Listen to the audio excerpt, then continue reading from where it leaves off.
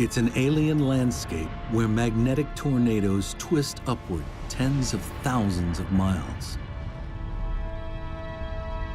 Mysterious dark spots, large enough to engulf the Earth, ebb and flow.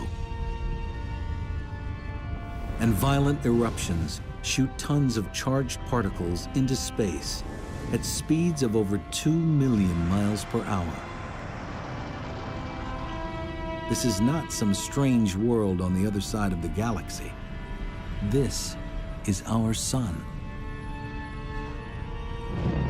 And now, new technologies are allowing us to see it like never before. Satellites are giving investigators new insights into centuries-old mysteries. Whoa, did you see that? Boom, there goes a flare. That is really a quantum leap in solar physics, a continuous eye on the sun. How does our sun work? Where does its power come from? And how can its inner workings impact us some 93 million miles away? Finding answers has a new urgency. Before the expert by about 68 hours. And the bigger hit. The bigger hit. Our sun has a dark side. It's violent storms capable of taking down the electrical grids that power our daily lives. Repair could take weeks, months, and even in a worst-case scenario, up to 10 years for a full recovery. If you can imagine a world without electricity, you're really going back in time. Now, join scientists on a quest to understand the secrets of the sun. Dive deep into its core and ride out its spectacular storms. Right now, on this Nova National Geographic special.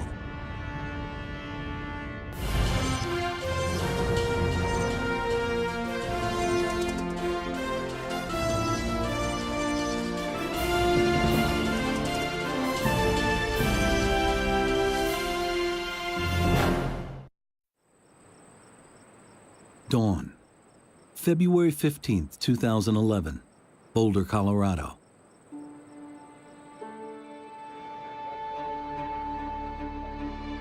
The team at the National Space Weather Prediction Center begins its day as it usually does, carefully watching the surface of the sun. Okay, 10 centimeter came in today. Although 93 million miles away, forces here can impact Earth in surprising and destructive ways. For the smaller, The M6. for the M6, you see this, the very first one is the M6. Today, after years of relative calm, a satellite detects something. A dramatic explosion on the sun's surface. A violent solar storm that would dwarf Earth is erupting, releasing a massive shockwave, hurtling towards us at over 1 million miles an hour. Right now, no one is sure what to expect. But I think that the M6 is going to get here. We have to determine when that thing is going to impact Earth's magnetic field. 8 hours. It's going to be sometime tomorrow, perhaps later in the morning, later at night. That's exactly what we're trying to determine. In fact, I have to join the discussions right now, so I'll get back with you. The team models the approaching storm. So 15Z for the arrival of the CME. This is it here. Right okay. there. Their simulation shows it racing out from the sun on the left towards the small dot on the right, Earth.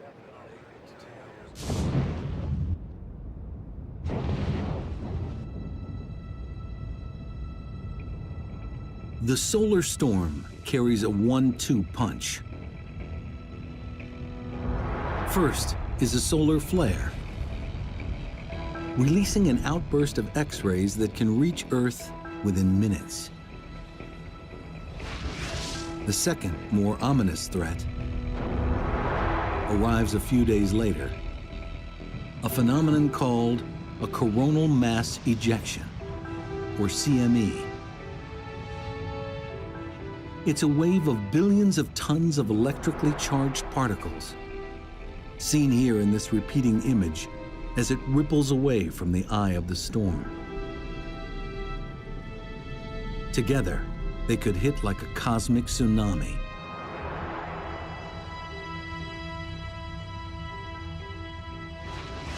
Delivering a surge of radiation and an electrical spike of trillions of watts, potentially crashing the power grid. Sound far-fetched? In March 1989, in Quebec, Canada, that's exactly what happens. One by one, power stations crash, disabled by the overwhelming power surge caused by a CME wave. In less than 2 minutes, 6 million people are left without power.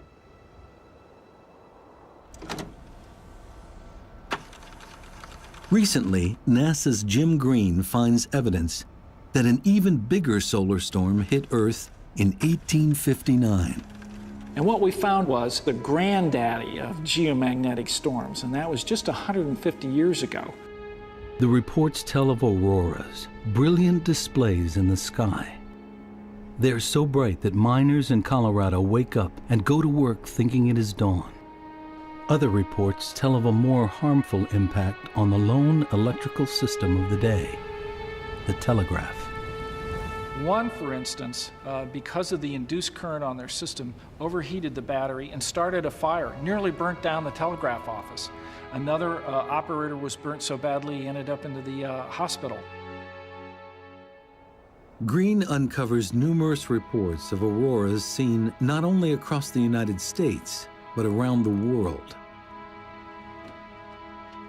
The evidence is clear.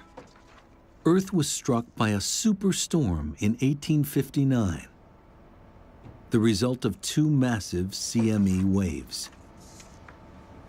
Those 2 storms were not only enormous, but they happened one right after the other. No one alive has seen anything like it. If we had a geomagnetic storm of that intensity today, the National Academy suggested that the impact on critical infrastructure could be catastrophic. And the big concern is the electric power grid. The massive electrical surge from a CME wave could overload power lines and melt transformers, blacking out entire cities. Repair could take weeks, months, and even in a worst-case scenario, the National Academy suggested up to 10 years for a full recovery. If that occurred, if you can imagine a world without electricity, you're really going back in time. It's not just the power grid that's at risk. More and more, we rely on technology that could be affected by the sun. Global positioning satellites, long-distance communications, airplane tracking, astronauts in space. Roger, how does it look? So there's an urgency in understanding what it is that the sun is doing, what's it going to do next, and how can we prepare for that and respond to it. Worried or not worried? Well, I would be just a little bit worried, given more, concern right now. We'll be watching and monitoring it very closely here in the coming days.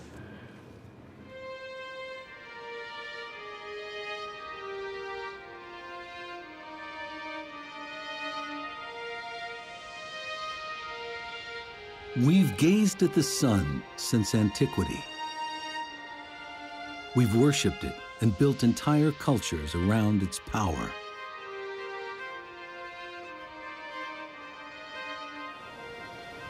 We marvel when it's eclipsed during the day.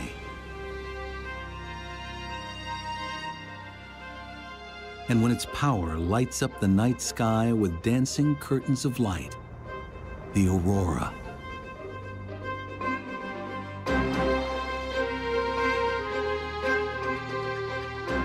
Its power and size are awesome.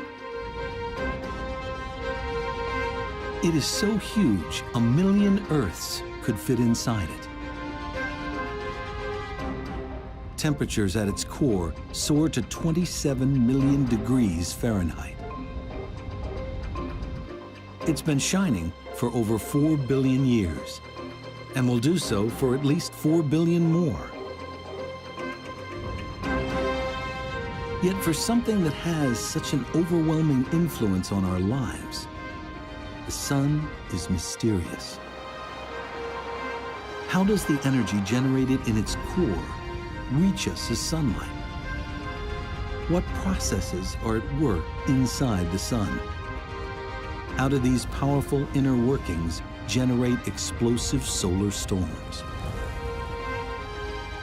These are some of the mysteries scientists must understand to protect us from the sun's darker side. The sun can really surprise us. The sun is elusive, Crazy, Complicated. crazy, Incredibly dynamic. crazy. With explosive potential. The key to that explosive behavior lies deep beneath the sun's blinding surface.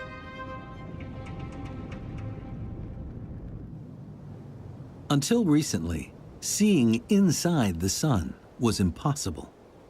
Understanding its internal processes, a pipe dream.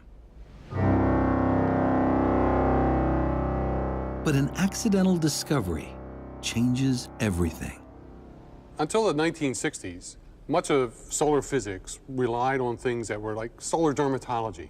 It was things that were right at the surface or just skin deep. But as physicists study the sun in more detail, they make a surprising discovery. The surface seems to be vibrating, like ripples on a pond. Initially, they think the vibrations are the result of defective instruments. They couldn't get rid of them. They built better instruments, the ripples were still there. They looked at it for 10 years, and they did conferences, they all talked about it, and they harumphed. But what it turned out to be was just sound waves. It is an astonishing revelation. No one expects that the sun can generate sound waves. It leads scientists to see the sun in a completely new way. Our sun vibrates like a giant pipe organ. But instead of air producing the notes, churning gases deep inside send sound waves rippling through its interior. Because a sound wave changes as it moves through different material, we can look at the different frequencies and determine what's happening inside the sun. Geologists are familiar with this.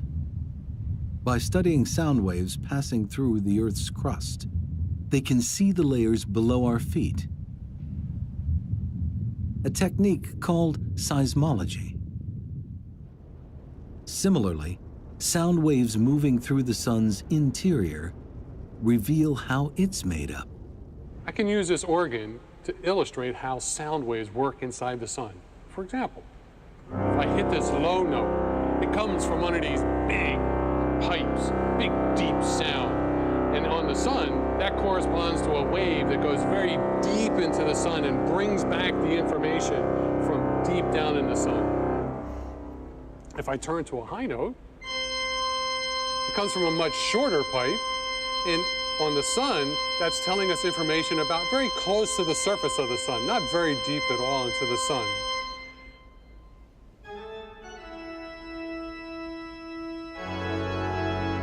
There are 10 million different frequencies resonating in the sun. Deciphering them leads to a seismic shift in understanding its structure, creating a new science, helioseismology.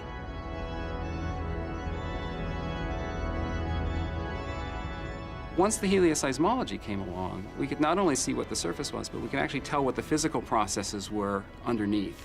So by looking inside, we can actually see what the sun is doing. It is a powerful tool to see beneath the sun's surface.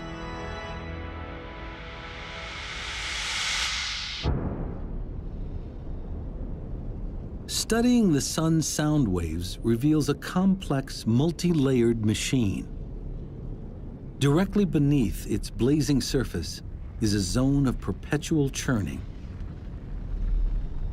Next is a layer where light takes thousands of years to cross. At the center is the sun's core. It's the smallest region, but it's over 25 times the diameter of Earth. This is the powerhouse of our star. Everything we experience on Earth, sunlight, heat, and the effects of solar storms, starts here.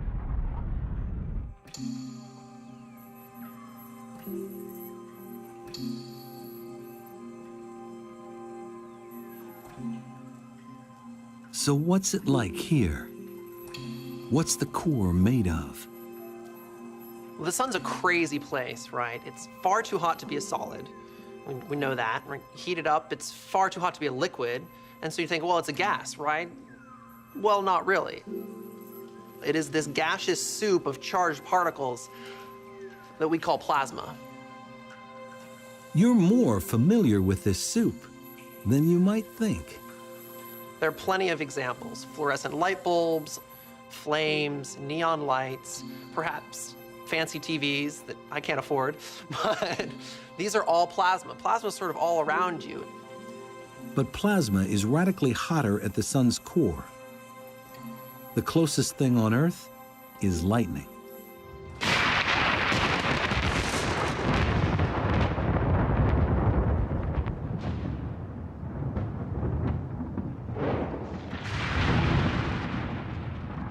During thunderstorms, electric charges build up, creating lightning bolts that reach tens of thousands of degrees. That's pretty hot, but it's nowhere near as hot as in the core of the sun. So if you're to travel into the core of the sun, the plasma would be 15 million degrees. As the sun formed, hydrogen gas at its heart was crushed under the weight of the material above. Eventually, temperature and pressure rose so high, the hydrogen atoms broke apart into electrons and protons, creating plasma. And it's under these extreme conditions that something really, really cool happens. Nuclear fusion.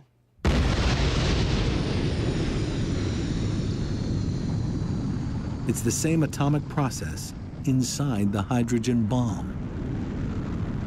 Under tremendous pressure, protons in the plasma fuse together, releasing photons, minuscule packets of heat and light.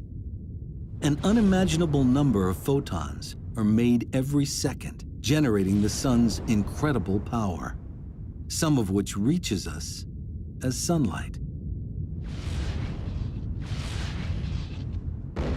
This atomic alchemy converts over 4 million tons of mass into energy every second in an endless loop.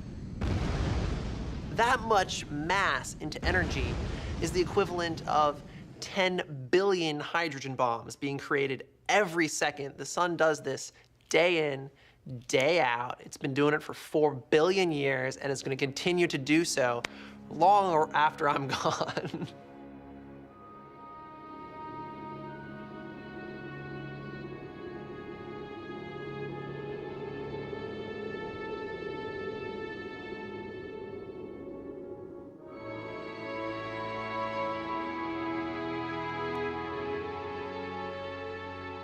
The energy of billions of bombs is released in the core every second. This begs a simple question. So you could ask, well, why doesn't the sun blow itself apart? It's because there's this beautiful balancing act that occurs. In the core of the sun, you've got this pressure from all of this fusion pushing outwards. And the sun is huge, so you have all this gravitational pressure pushing downwards. And so you've got gravity pushing down, and the sun trying to blow itself apart from the inside, and it is this beautiful balancing act between the two that keeps the sun in one piece.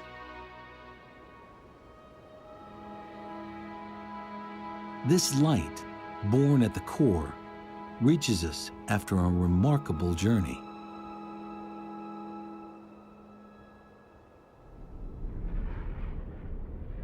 Away from the core, pressure and temperatures drop, and nuclear fusion stops. Now, each photon begins a tedious journey through the sun's thickest layer of plasma, a region called the radiative zone.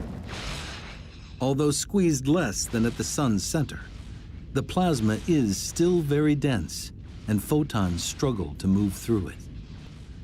Each packet of energy is continuously absorbed, then spit out by the plasma particles. In that particular part, there's no energy being generated, but the energy is transmitted by the radiation. So that's why we call it the radiative zone, not too surprisingly. The photons slowly bounce through the plasma here, ricocheting in a zigzag path called the random walk. So imagine that you're in a crowded room and you're trying to make your way through, and you greet other people. And each person you greet, you have to say hello to, and then you move off in another direction. So it takes you a long time to get from one place in the room to another because you're just kind of meandering your way around the room. So the same way the photons in the inside of the sun, they don't have a preferred direction. All they want to do is they want to be moving, and they want to be greeting other particles.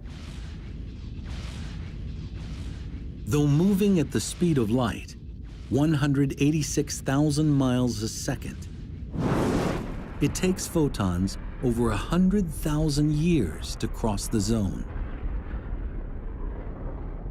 Eventually, the photons reach a boundary where pressures drop again.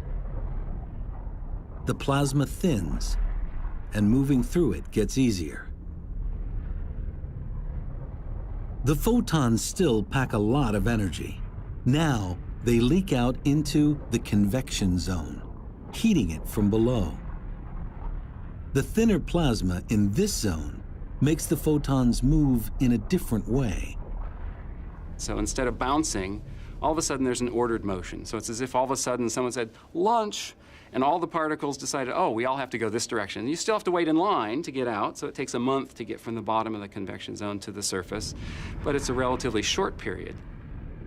During this short period, heat from the photons sends plasma here into perpetual motion, a maelstrom of churning 125,000 miles thick. Think of it like a massive lava lamp.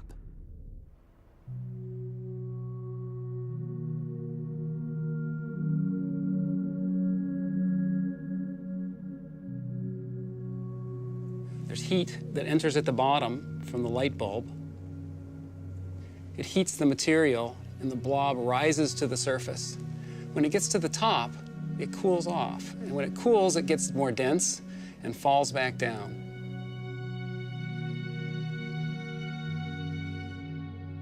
This is a good analogy for what's happening inside the sun.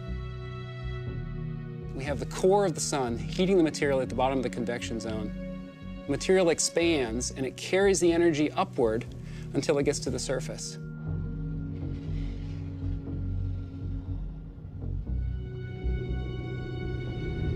These incredible images reveal convection at the sun's surface, rising and sinking plasma that creates a mesmerizing structure called granulation.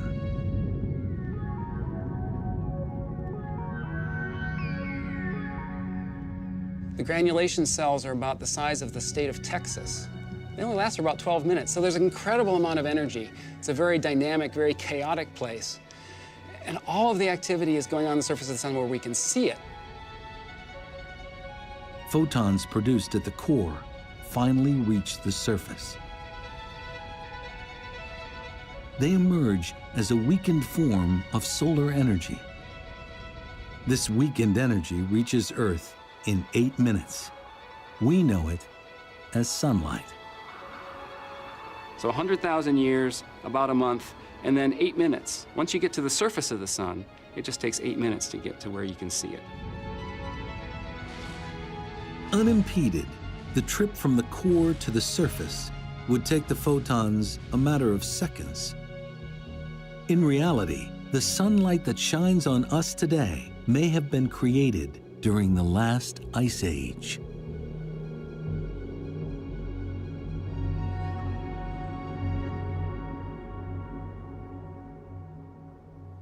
Energy reaching the sun's surface doesn't just result in sunlight.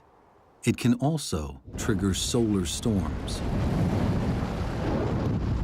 Understanding the sun's destructive power requires 24-hour precision surveillance, something that, until recently, was impossible to achieve. 5, 4, go for main engine start. 3, 2, 1, 0. And ignition and liftoff of the Atlas V with the Solar Dynamics Observatory. February 2010. NASA launches its most sophisticated solar satellite yet.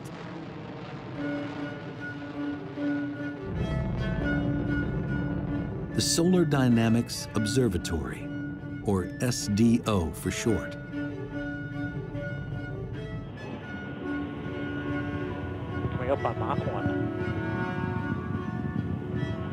SDO is the first satellite to deliver almost continuous, super high resolution coverage of our nearest star,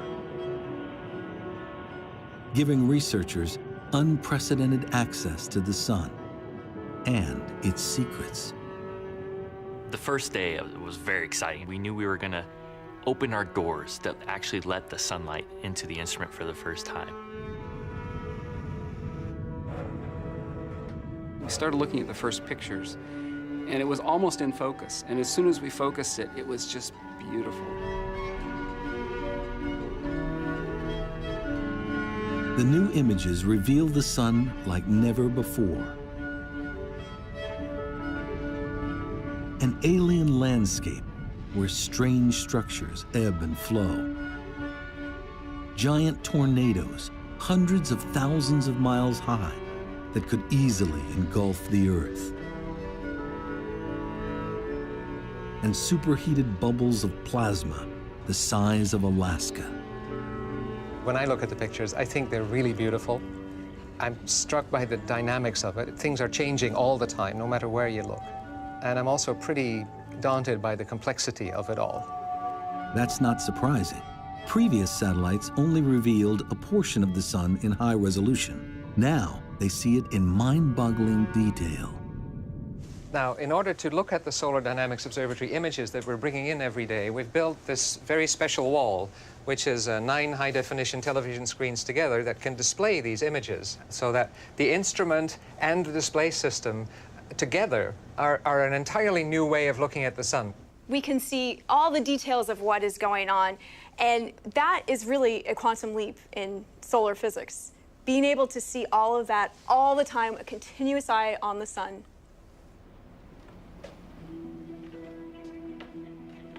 One of the most important aspects of SDO is its ability to see sunlight across a range of wavelengths, the equivalent of looking at things glowing at different temperatures.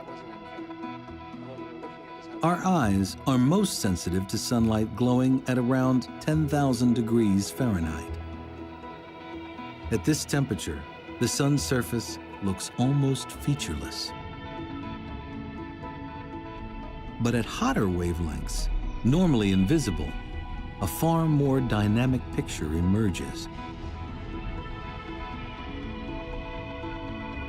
The February 15th, 2011 storm is a perfect example. In this repeating image, at around 90,000 degrees Fahrenheit, SDO captures just a ghostly trace of the CME wave.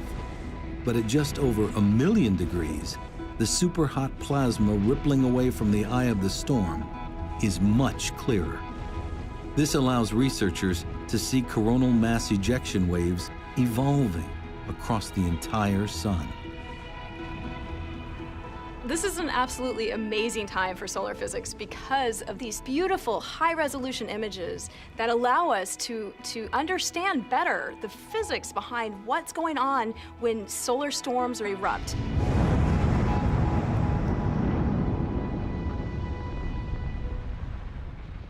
There's that one last photo. Look at this one. Back at the National Space Weather Prediction Center, That's the M1 here. Bill Murtaugh tracks the storm's CME wave.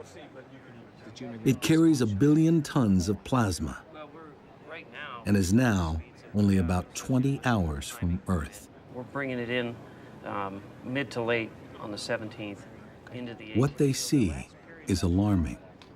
Well, there's actually 3 CMEs that we're looking at. So we bumped up some numbers for late tomorrow. Yeah. It's not a single CME wave, but 1, 2, 3 of them. We won't call it the perfect storm yet or anything, but conditions are lining up for some significant space weather.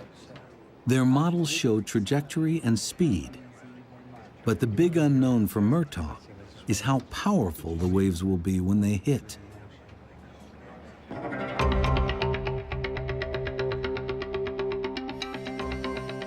The answer lies in a force that governs the sun: magnetism. We're all familiar with magnets. They produce an invisible force that pushes and pulls on charged particles. In fact, Earth has a magnetic field that protects us against threats from the sun.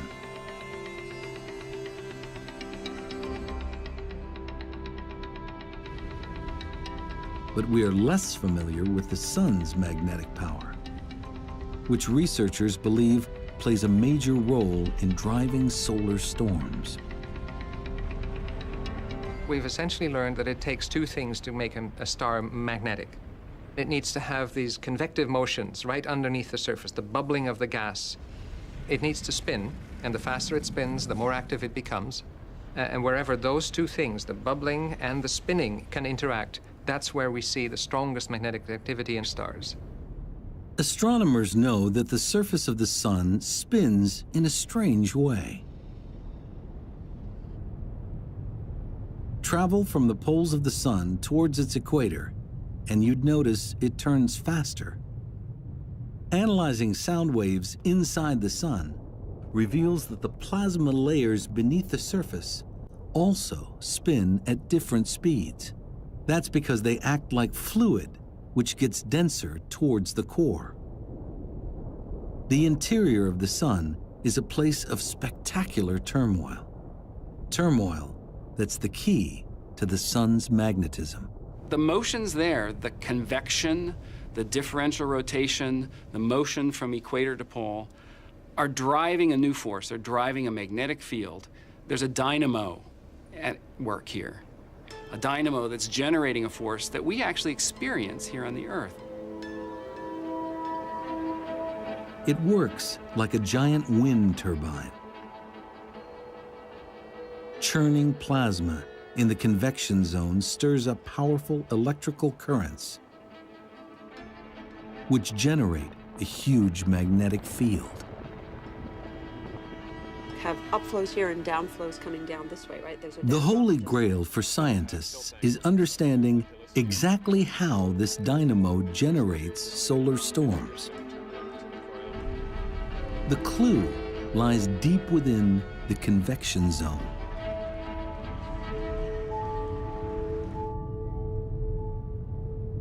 Magnetic field lines normally run from pole to pole. But with all the turmoil in the convection zone, that pattern can't last. Rotating layers stretch them horizontally. Convection twists and braids them. Under immense strain, they begin to kink upwards towards the surface. Imagine this spring is a magnetic field line. The magnetic field inside the sun is amplified, is strengthened by the rotating motions and the shearing motions and the churning motions inside the sun. It wants to expand upwards, and it does, until it pokes out through the surface of the sun. Tracking invisible field lines is normally impossible. But plasma plays a critical role. Even though the magnetic field lines themselves are invisible, the plasma, which is heated and hot, can light up along these paths. In maybe the same way, you could think of a highway, and at night you wouldn't see the highway at all, but with the cars with their headlights on, you'd see the path of the highway. Watching field lines is critical to understanding solar storms.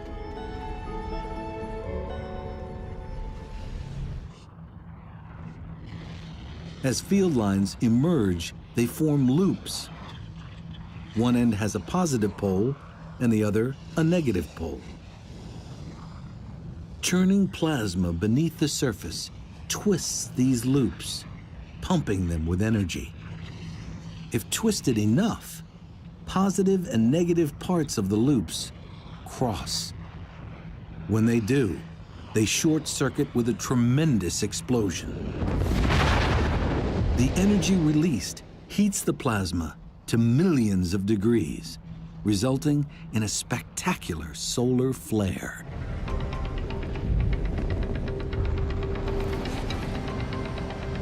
It's the final dramatic stage of a very long journey. Photons formed in the core make their way to the surface. Some pass directly into space as sunlight. But in the process, that surging energy disturbs the convection zone, generating a magnetic field. The field lines wind up to the point that it explodes in a solar flare. Now, SDO provides a complete and unprecedented picture as these events evolve. This is beautiful because the hot gas outlines the magnetic field lines that we would otherwise not be able to see. And here you can see even a twisting structure as some of the mass drains back down to the surface, and a lot of it escapes in the eruption.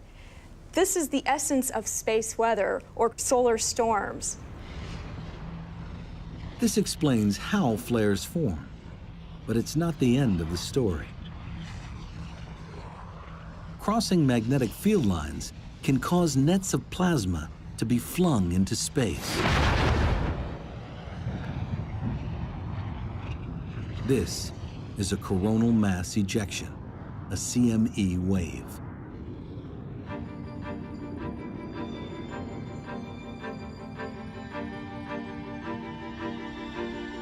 The portrait of how solar flares and CME waves form is coming into focus. But a key question remains. CME waves can travel 93 million miles to Earth in a matter of hours. So what gives them such explosive energy?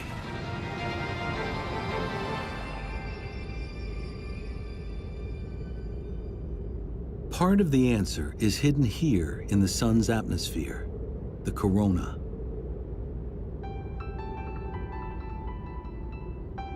It's made of superhot plasma that blisters at over 3 million degrees Fahrenheit. 300 times hotter than the sun's surface. Some scientists suspect that this heat powers massive gusts of energy that blast CME waves toward Earth at incredible speeds. But why the corona is so hot is an enduring mystery. Understanding it's essential if we want to get to the bottom of how the sun drives space weather and the impact of the sun on the Earth. The fact that the corona is so much hotter than the surface flies in the face of physics. The sun's corona is a very odd place. Take this fire, for example. As I put my hands close, sure, it's warm, but as I pull them away, it gets cold. That's not the case on the sun at all. As you go in close, it's definitely warm, but as I pull away, it actually is warmer still. Recently, Japanese investigators observe high-velocity jets of plasma shooting up from the near surface. McIntosh suspects these jets deliver heat to the corona, but he doesn't have a way to confirm it visually until he turns to SDO for help.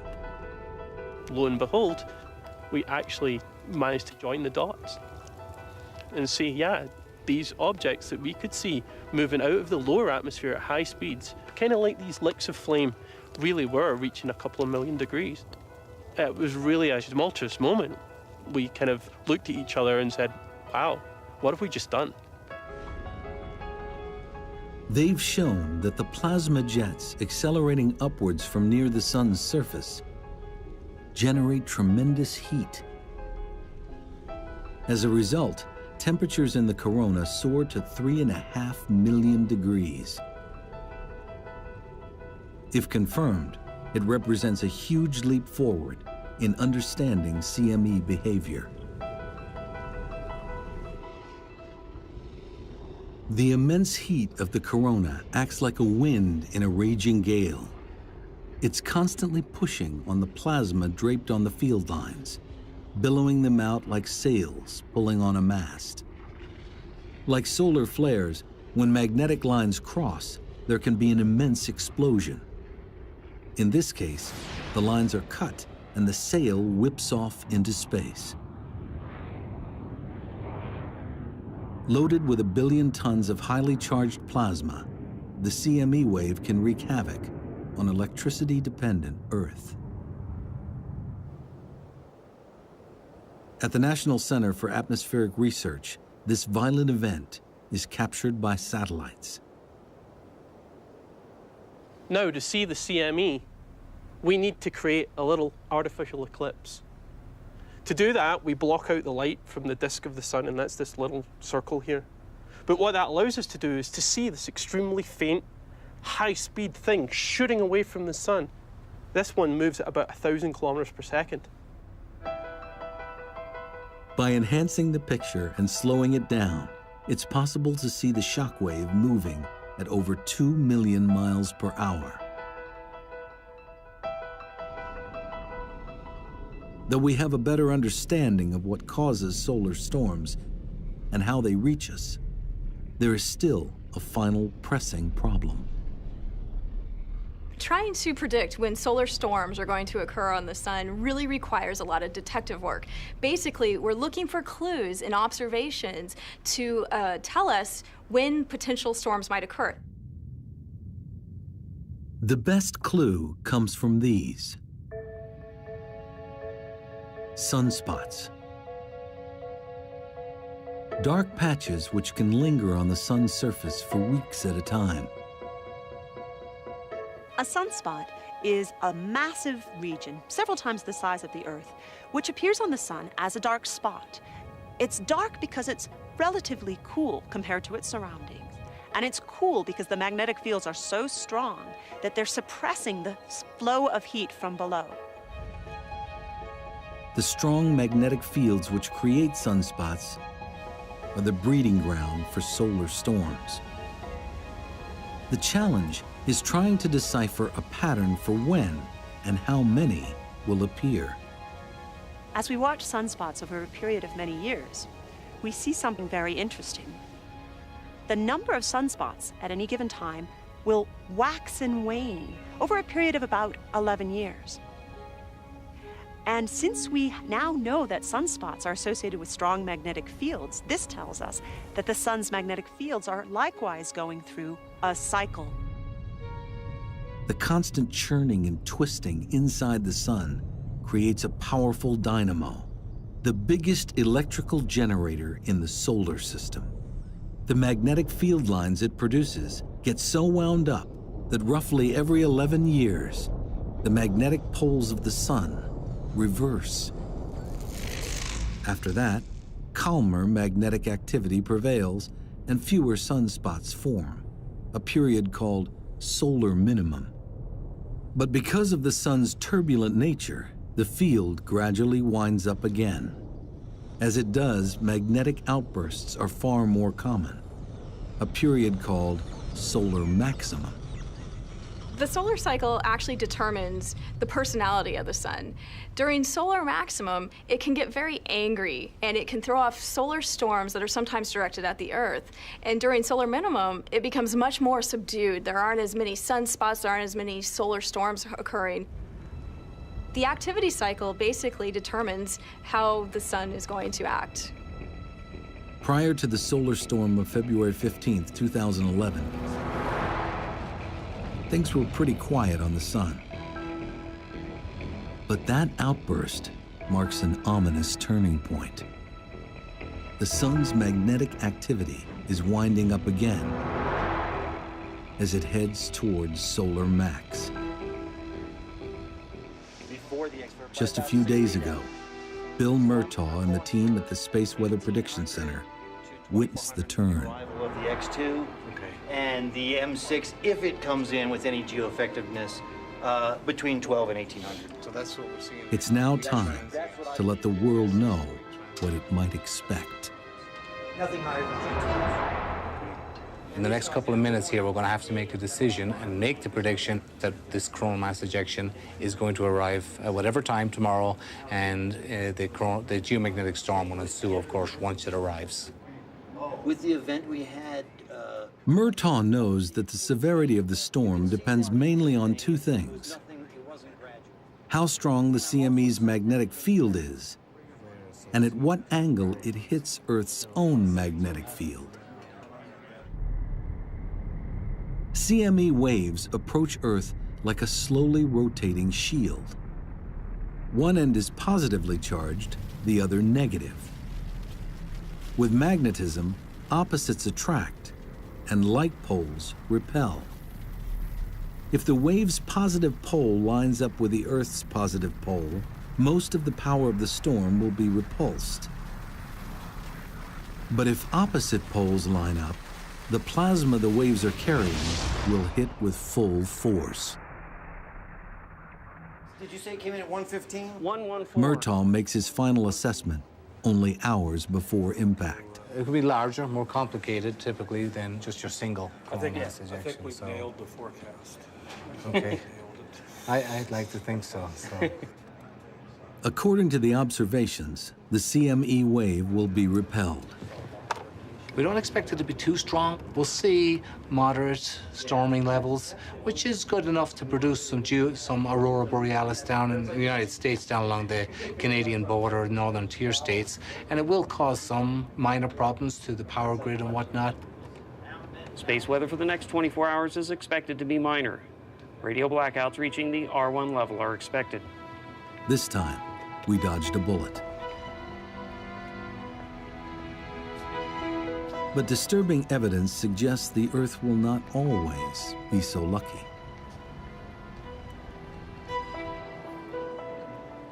It's a cautionary tale. NASA's Jim Green discovered it while researching a book on the American Civil War at the Library of Congress. Green found news accounts from 1859, which caught his eye.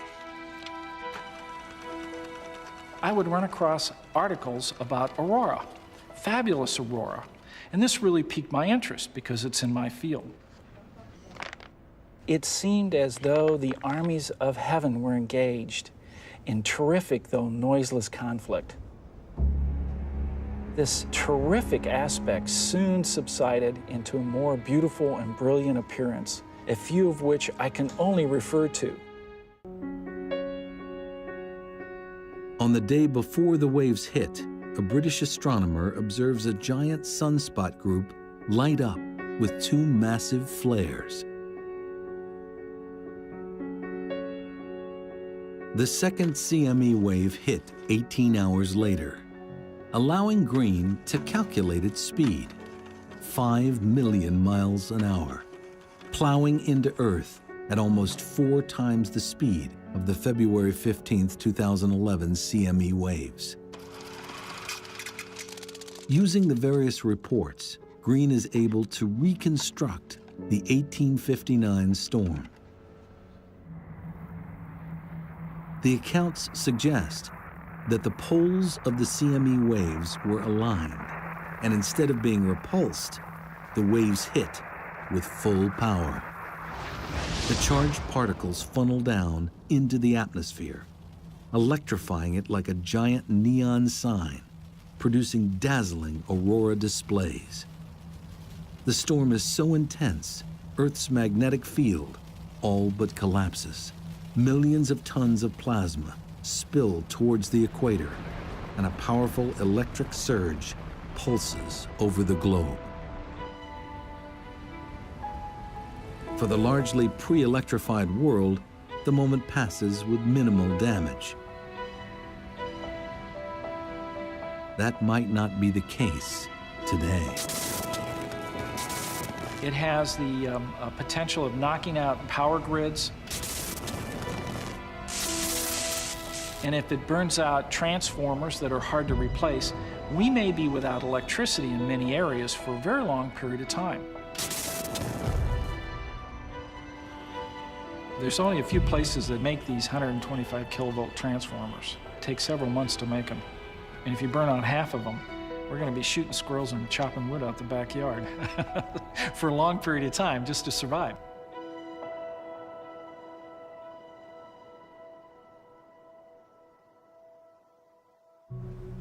Everything grows, building up. but the 3Ds really... Today's solar scientists believe it's not if, but when the next big one will strike. With the next solar maximum due in 2013, it begs an all-important question. Can we predict when the next solar storm will hit? No. Maybe. No. Maybe. No. Maybe. And the reason why is we've learned so much about the sun. We're getting better at it, but we have a long way to go. And the more we look at some of these historic events, the more we get a deeper appreciation for what we need to know. Today, we see the sun better than ever before. We're beginning to understand it from the inside out. But its unpredictable personality means there will always be uncertainty when living with a star.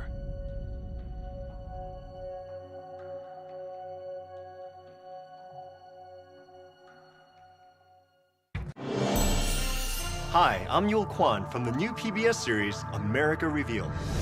Come, dive deeper, and reach beyond with Nature, Nova, and America Revealed. All in one night, all in one place, right here on PBS. This Nova program is available on DVD and Blu-ray. To order, visit shoppbs.org or call 1-800-PLAY-PBS. Nova is also available for download on iTunes.